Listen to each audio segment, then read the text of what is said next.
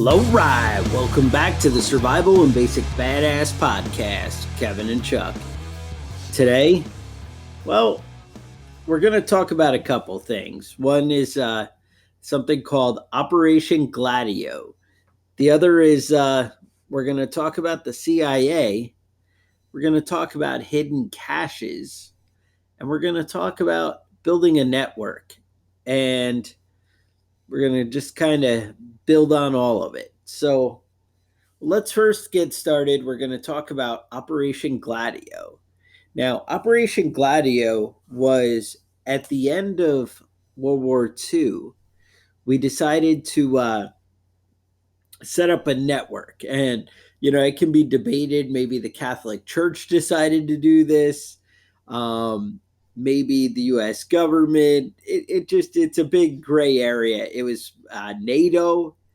But basically, we decided to set up a system where if Russia or really anybody else ever invaded Europe, we would have a way to kind of retaliate and an infrastructure already put in place. And we'd be a little bit prepared. And I think that's something as a prepper that could really be useful. Understanding some concepts, how it's done, what other people have done is definitely how we learned, with a lot of things.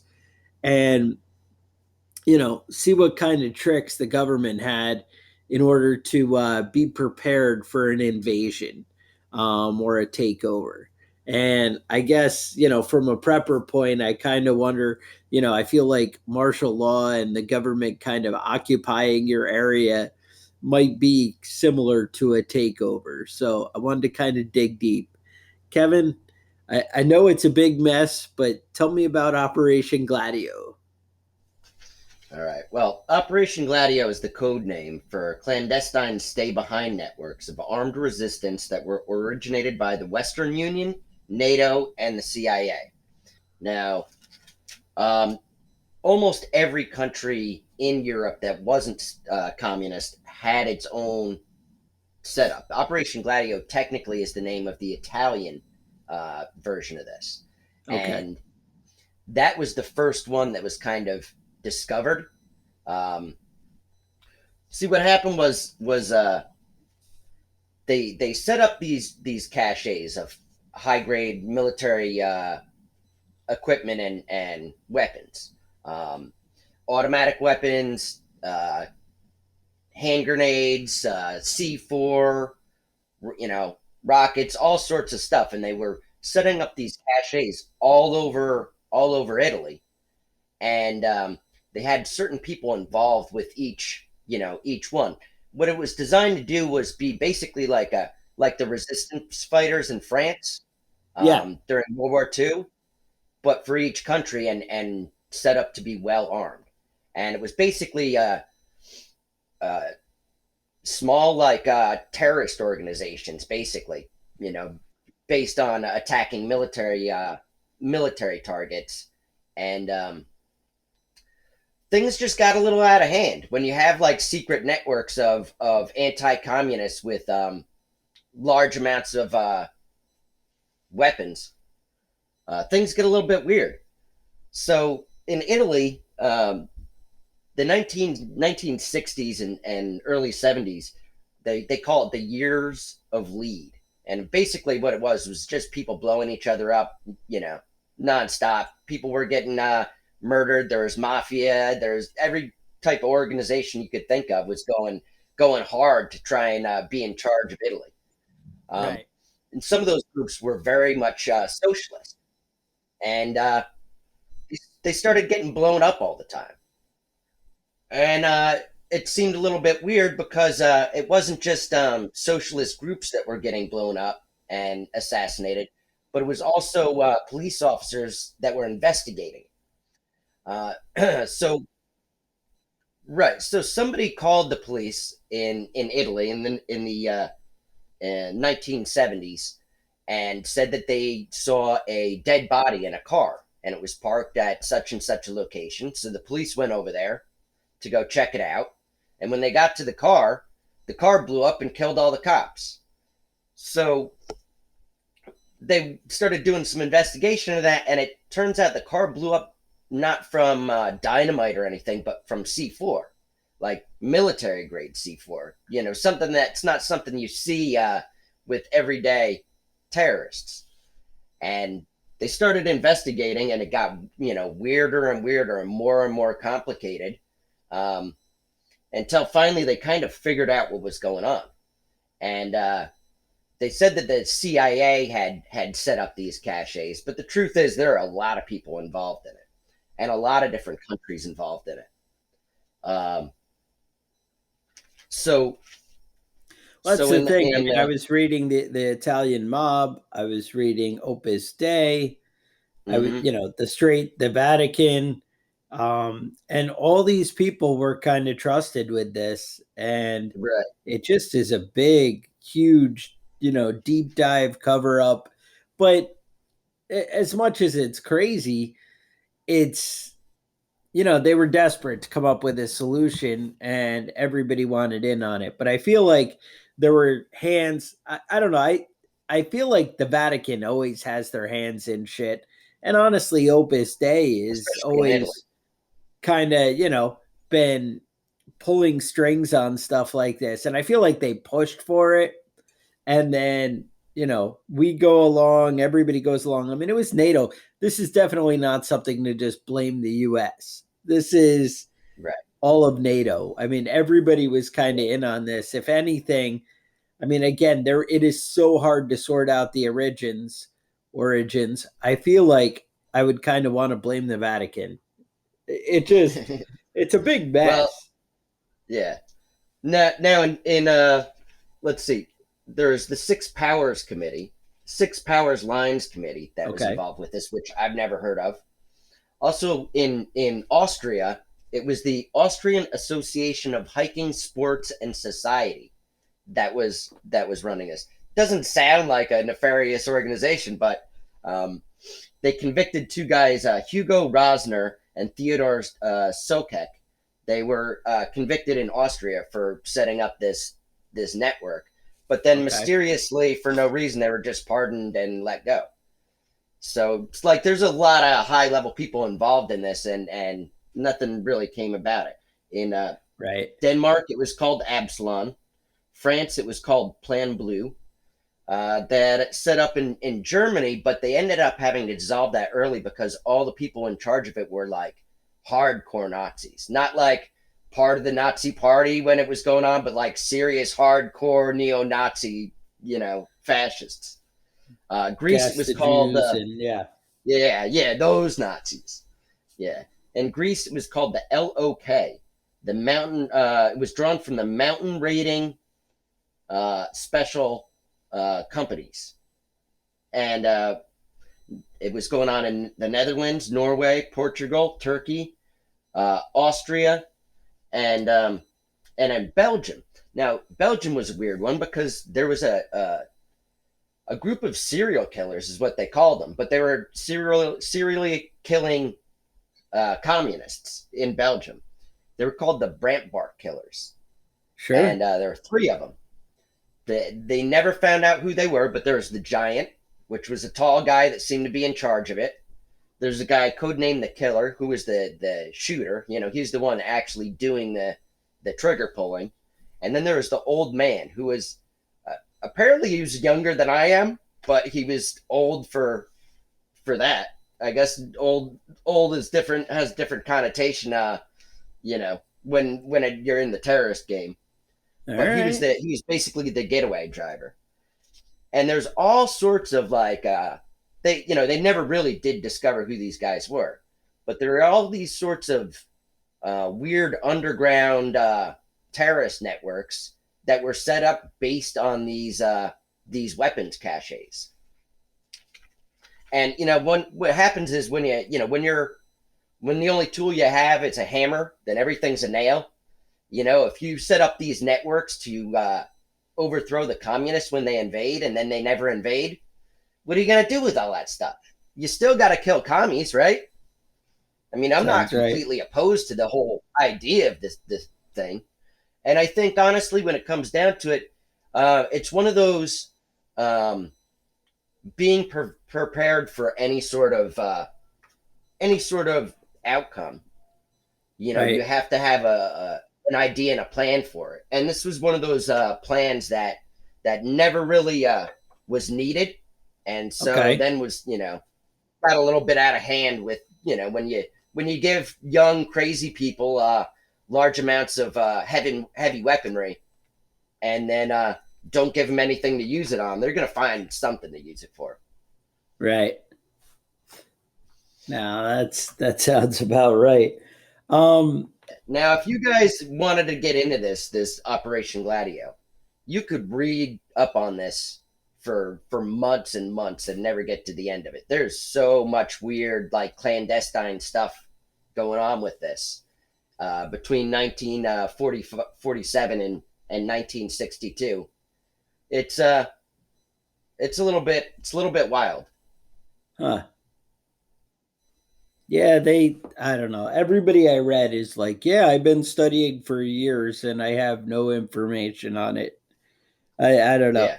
I did get like Gladio in Italy. They actually had 622 operatives and Right. 139 caches, but that's just Italy. That's, Hmm. Gladio. That's not Right. this whole It's network. Um, they were saying actually that in Germany they actually recruited from the Hitler Youth, hmm and that's why you had such hardcore, indoctrinated kind of people. Because when you have a Boy Scout club, learning about gassing people, then hmm you're bound to get some crazies in there. Because if you got the the gas of merit badge, there's a problem. yeah. Yeah, that's a little bit of an issue. But Um, Germany, that was one of the countries that where it was first dissolved because the CIA was running that one and almost entirely, okay. and everybody they had employed was like serious Nazis, and they were scared like it was going to get found out that the CIA was supporting Nazis killing communists, Yeah, and they, that they kind of tend to frown on that. yeah, they didn't want to get busted with that one, so they kind of wrapped that one up pretty early. Now, let's kind of shift gears and talk about, I don't know, how this might apply to us, to preppers.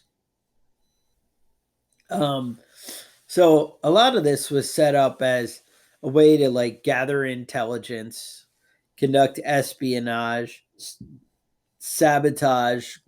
They were trained in guerrilla warfare. I mean, it was basically meant to be a force multiplier. You make the individuals so much more. And I just think, like, in a way, having hidden caches, I mean, and that's a way of a form of prepping, developing a network of people that you trust, people that are, I don't know, I want to say on your side, but it's just people who have American values, maybe. I mean, I don't know. Uh, People who want to preserve your way of life. How about that? We'll call it that. People who have a common interest. Well, I'm trying to find a way to not be completely crazy, and it's not easy. It's a delicate dance right here. Because I'm not saying that our goal is to be anti-government or be anti-establishment. There's a lot of good things that can come from government and whatever. I feel like there's a lot of people that want to put their thumb on you. Let's say people who are anti-communist. Let's go with that. Anti-authoritarian dictatorship. um because I think we can all agree that that's not a crazy place to be, But who knows? Maybe we can't. I don't know. But more and more, as a society, we seem to accept that, you know, it feels like we're going back into a class system, Right. kind of feudal warfare, kind of. where we have serfs and we have royalty, and if you're part of the government or Hollywood or some kind of elite class of snobbery, you're in one level, and everybody else is a dumb, ignorant racist and that kind of thing. And I feel like, I don't know, I just have Kevin cringing as I'm staring at him here, and I feel like I'm just digging deeper and deeper. And he's like, maybe if I just stay quiet, he'll just keep digging until it's the awesomest Listen, show ever.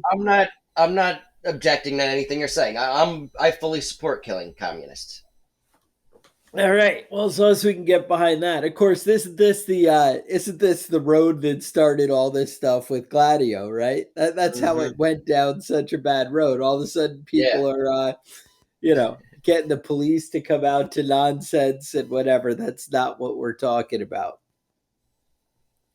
We're talking about when they're putting people involuntarily in FEMA camps, and you know, and they're rounding up people and putting the Yeah. thumb See, down on everybody. Having a way out of it is something that wouldn't be wrong to plan for. That's the mhm. answer.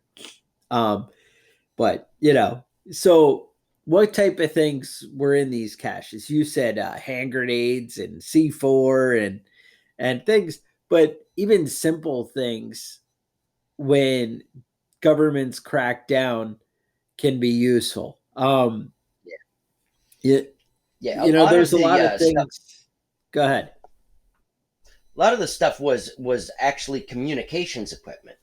Uh-huh. Um, a lot of this stuff was based on setting up an organization after things went wrong. Having a basic setup, where people could communicate, with one another. But also, each one of these individual stay behind networks was designed to recruit more people Right. when it was needed. You know, it was designed to to build multiple independent cells of armed resistance fighters. And I think that's what's so interesting about it, is that a lot of these were set up, especially in the Netherlands, Norway. Uh, a lot of these were set up basically to um, facilitate communication with a deposed government. If there's a Soviet invasion, the government could leave, but still have communication with the citizens in the country. And I think that was really interesting. A lot of this stuff was based on communications and organizing things ahead of time so that things could be organized, in the moment after things had gone haywire. Right. No, I think that's a great place to start. It's being able to, one, to know who to trust, to know who to reach out to, having the tools. I mean, you got to remember, when governments have cracked down in the past, they outlawed ridiculous things, like martial arts training. They, all this stuff becomes, knowledge is power. Having just information set aside, things that, how more and more as a society, you're like, oh, I shouldn't Google that. The government, Big Brother is watching. Uh, I don't know. I feel like since Biden and the rest of them have taken charge, I'm less afraid of it. I just feel like the government's so inept that they don't know what's going on. But maybe I'm crazy. Who knows? You know, I kind of like my government that way, honestly. yeah, you're just kind of But like, yeah, I don't know if they can pull that off. But yeah, it's always funny how both parties are down for the Patriot Act. Whenever they're in power. When they're not in power, the hmm, Patriot Act is a big government overreach, according to both right, parties. But when they are in hmm, power, it's like, no, it's a good thing. I think I'm down. But they have a tight, noose around the population's neck, and it just gets tighter and tighter as you get closer and closer to, an authoritarian dictatorship. And I'm just saying, we really do seem to be setting up a class system. All our politics is about dividing people and separating everybody and turning people against each other. and you have different values, based on different value to society based on who you are and what you believe and who you align with, instead Mm-hmm. of what you actually produce or how smart you are, or the things that we used to consider values are not. I mean, value to society. You know, and Right. being a good creative person who can think outside the box is more negative in a controlling government than the Mm-hmm. other. So just having a plan to ensure that we don't become slaves. I mean, that's the thing. It all people used to talk after World War II of never again, you know, and the idea is, hey, pay attention, realize what the government has done to people in the past, not our government, what governments have done, and just understand human nature and, the kind of control that they look to, put on. Looking into the past and seeing what governments have done kind of gives you an idea of what tools might be useful and what you might be, looking for, a solution to ensure that it doesn't happen. Trying to point out the past has been, I think, the libertarian approach of, hey, communism is bad because look at what keeps happening.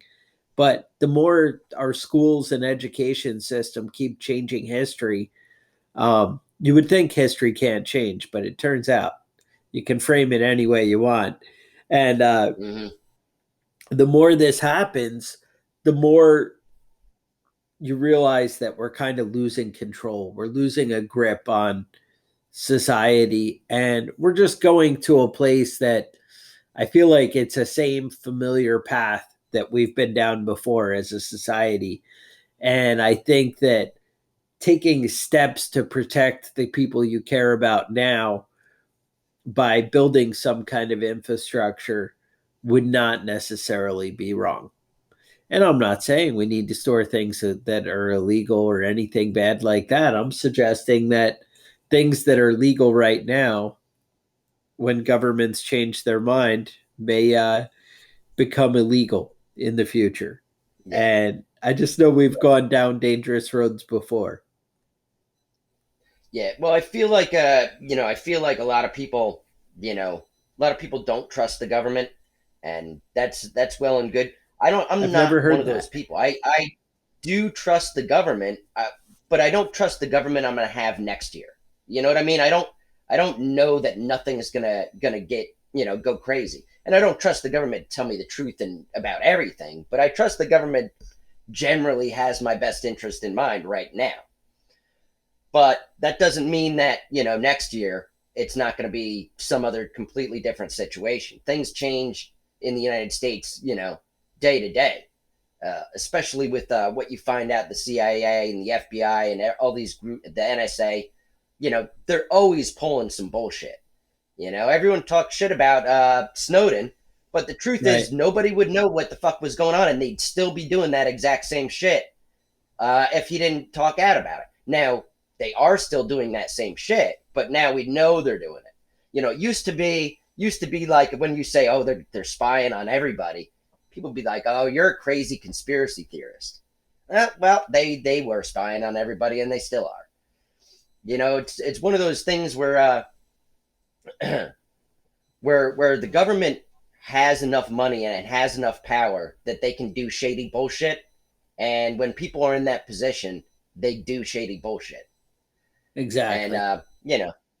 it's best to be prepared for that sort of stuff. Now, I had a friend of mine who posted something on Facebook, basically apologizing for his daughter's actions and that he didn't raise her that way. And I didn't really know what he Right. was talking about until I found a video, and it was this girl down in New York City. It was from from my area. She went down to New York City during the Black Lives Matter, Black Lives protests, and there's a she threw a Molotov cocktail at a van full of police officers. Now, the problem is, now there's two problems here. One, throwing Molotov cocktails at police officers is not really cool. I'm not really down with that sort of shit. No, But that's the not main acceptable problem is, behavior.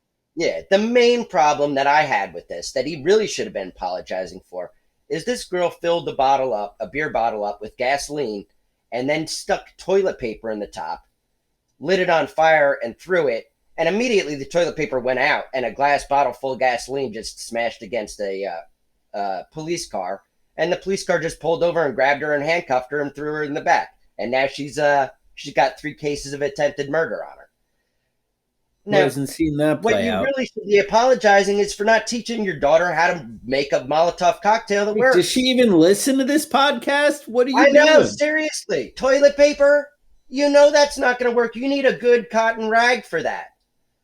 And that was really something that I feel like that's what he should be apologizing for. I know my son could make a working Molotov cocktail. I don't have any question about that. I teach my children properly, you know?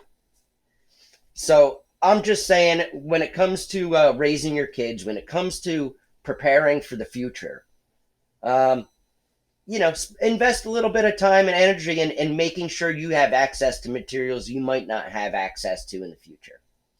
And building some of these caches might be a good idea.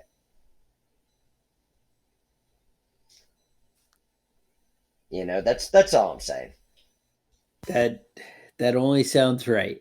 Now, we have done an episode on building caches, how to build them, how to hide them, how to set them up.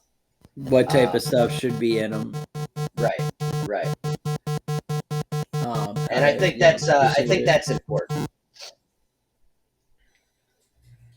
I don't know. I don't know. I'm always speechless after Kevin's encouraging people to build Molotov cocktails. There, I don't know. I'm just saying you should know how. That's all. I'm not saying Okay. throw them at cops. Finally, at least you're willing to put that disclaimer officially out there. Oh, it's a dangerous world we live in. That's all I can tell you. This is why I feel like we need to take a break from a new episode every week, every now and again. Because I'm like, let's just slow Kevin down. Let's I got some Oh, by the way, I should say this podcast is for entertainment use only. oh, This is just entertainment. I'm not telling anybody to do anything. uh, remember we used to consult the lawyer and have the official disclaimer back in the day. Uh, We've gone past that. The lawyer's like, yeah, I can't even talk to you anymore. I can't help you out anymore. If I have knowledge of this, it's just gonna end badly. Hmm. Um, yeah, no, just plan ahead is what we're saying. And yeah, it's weird. I mean, they're talking about, a lot of people were saying those are actually the origins of the CIA. I mean, they were created to prevent, outside things from happening, but more and more this stuff gets closer to home. And it just is something to be aware of. And if you plan ahead and think about a future, but what I would say is, remember where you may have these hidden caches, Yeah, don't letting lose it. them, disappear into the world when you have C4 and whatever in there. That's a thing that you might not Yeah, want maybe to keep do. a list. Yeah, because a I'm lot of just these saying. caches are still missing. The Yeah, ones they found in Italy were not all of them, and some of them are just no idea where they're at. Someplace in Italy, somewhere. that's You it. know, so So just something to be aware of. But with that, keep track of your C4. keep track of your C4. But and that's what I got. So if you have thoughts, concerns, you want to tell Kevin that we actually got an email from a listener, and I was messaging back and forth with him, and he did say that he had some concerns of Kevin's take on the Black Panthers. And Mm-hmm. I do. There's a lot of episodes that when we do it, I kind of cringe, and I'm like, yeah, whatever Kevin just said is definitely going to come back and haunt me later. And sure enough, there it is. But if you have concerns or questions or just generally want to tell us how we're crazy, you can email us at preppingbadass@gmail.com. Or maybe you're just really enjoying this and you want to go ahead and support us on Patreon at patreon.com/preppingbadass. Maybe you want to show people that you're a don't give them a fucking inch crazy motherfucker and you want to wear the t-shirt and be proud. You could go over to preppingbadass.com and find the cool gear that's going to, set you apart in a crowd.